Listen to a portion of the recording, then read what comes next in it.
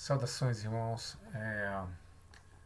Aproveitar e tentar fazer um vídeo aqui rápido, já que eu estava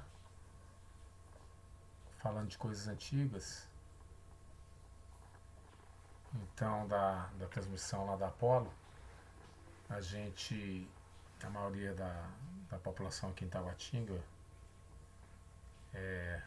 cidade satélite de Brasília, foram acompanhar pelas lojas. Ponto Frio Bonzão, as outras eu não lembro, só lembro do Ponto Frio Bonzão que eu morei um tempo lá em frente a ela. Aí nas lojas da Comercial, que o nosso shopping era a Avenida Comercial, até aparecerem aí o Taguatinga ou outros, né? Mas até hoje a Avenida Comercial tem um importante papel para Taguatinga. Então a gente viu as filmagens do pessoal, não entendia nada, tinha pouquíssima idade, 6 anos, 5, por aí. Mas eu me lembro daquela turma toda vendo aquilo.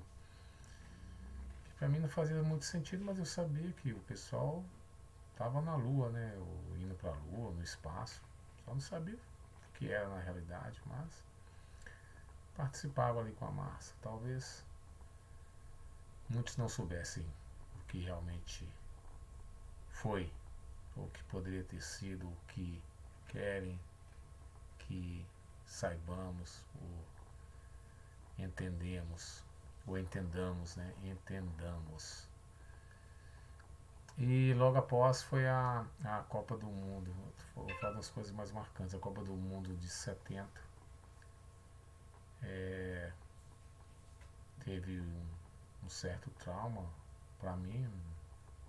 Foi uma coisa não resolvida, porque a gente assistiu ali no meu tio, na minha tia, na época ali perto da. Eu me lembro que era no centro de Taguatinga, perto da Rua da Caixa d'Água. Caixa d'Água é uma referência nossa durante muitos anos aqui em Taguatinga. E depois íamos para a Vila Matias, que era próximo, mas pegaríamos o ônibus. Eu acho que não fomos a pé, mas era próximo, mas não tanto, talvez 3 quilômetros, beirando 3 quilômetros. E nesse percurso, meu pai, bastante, muito embriagado, ele gritava Itália. Na rua, ele gritava Itália e falava alguma coisa baixo, mas gritava Itália bem alto. Ele tinha umas cordas vocais, eu não sei o que fazia ele ter um poder no som da voz, saía bem, não sei se agudo ou grave. E antes dessa saída da minha tia, teve um incidente com o marido dela, que é o que já passou pela dimensão, não sei onde ele se encontra agora no momento, mas ele passou pela dimensão há alguns anos, talvez 4 ou 5. Que ele foi soltar um foguete na época, né, coisa de rir, mas ele foi soltar um foguete e segurou, dizem que ele segurou ao contrário. Em vez de botar a mão no lugar da mão, colocou a mão do outro lado. Ele queimou a mão todinha, ficou com a mão toda estourada, botaram gelo. Eu acho que rapidão ele se recuperou, mas foi desse jeito. Começou com esse incidente. Aí meu pai com esse negócio de gritar Itália, Itália. Eu sei que veio um molequinho, queria uma explicação dele por que ele gritava Itália. E nesse negócio rolou um desentendimento, e a gente tudo pequeno, e foi uma vias de fato, como gosta de dizer os polícias, ou a justiça, não sei, vias de fato. E ele parece que tentou enforcar o rapaz, ou partiu com uma briga, né? Popular briga ou luta. Ou como diz lá no Uruguai, uma peleia. Foi uma peleia. Mas rapidão se resolveu. E o rapaz que foi tomar satisfação seguiu seu caminho e a gente o nosso.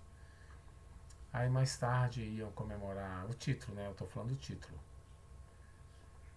O último jogo, eu não lembro dos outros, não tenho a menor ideia. Aí fomos. Meu pai foi comemorar no boteco que tinha na esquina e minha mãe fez um nhoque parece que era de abóbora de moranga. E nessa comemoração, um certo momento alguém chegou em casa e falou que meu pai estava caído ou machucado. Aí chegamos lá e estava machucado no chão, chorando, ensanguentado. E foi super estranho aquilo, né? Super estranho. A gente não dava pra mim ter a compreensão. Sei que a cena era aquela. Aí complementando essa cena, depois de um tempo, a gente andando, eu, meu irmão também que está em outra dimensão, juntamente com meu pai, não sei se estão juntos, mas ou já estão aqui, eu não tenho essa percepção da realidade, assim como eu creio que no momento ninguém tenha com certeza o que está acontecendo, mas eu sei que os caras estão por aí. Estão por aí, deve estar de boa já, pelo tempo que eles partiram, devem estar de boa, estarem de boa. Aí já na fase adulta, teve uma coisa que eu não compreendi. Tava eu, meu irmão e meu pai, como eu já disse, e bebemos umas coisinhas num barzinho. Aí fomos para outro das antigas. E nesse bar, meu pai começou a ser agressivo com o dono desse bar, que era um cara das antigas. Isso aí tem tempo já também, acho que tem meados dos 80. E ele começava a falar com o cara e dava uns tapão no peito do cara. E o cara foi ficando assustado, grilado, e pedia para ele parar. Mas ele dava uns porradão, uns tapão com a costa da mão no peito do cara, no ombro do cara. E o cara foi ficando muito nervoso com aquilo e tenso, com medo, porque era 3 marmanjos, né? Eu não sou grande não, mas a gente sempre foi meio fortinho, criado na roça. Agora meu irmão tinha um braço esquisito de largo. E meu pai já um pouquinho maior também, um coroa saradão. A gente era uns caras sarados. Meu irmão já era meio fortinho de musculatura e meio barrigudinho também. E o nosso tamanho é esse de 1,70 m e pouco, meu pai 1,80 m e pouco, 1,80 m. Eu sei que nós saímos, puxamos o velho, pagamos a conta e saímos. Pai, por que o senhor fez isso? E qual é? Aí levamos o coroa e eu fiquei meio pensando naquilo. Por que meu pai fez aquilo com o cara?